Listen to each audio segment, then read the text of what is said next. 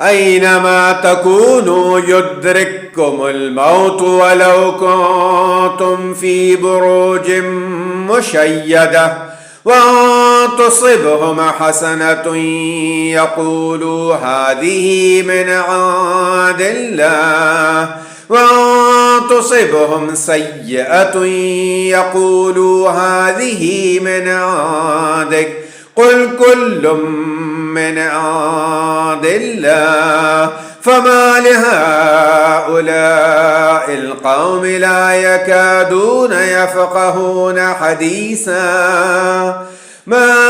أصابك من حسنة فمن الله وما أصابك من سيئة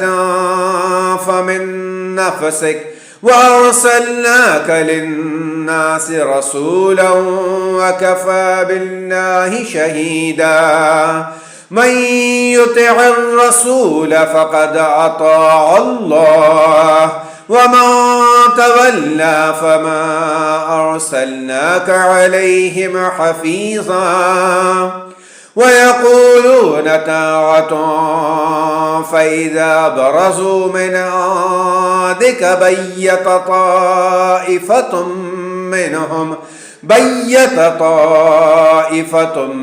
منهم غير الذي تقول والله يكتب ما يبيتون فأعرض عنهم وتوكل على الله وكفى بالله وكيلا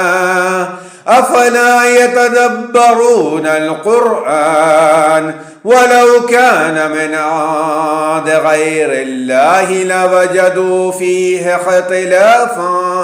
كثيرا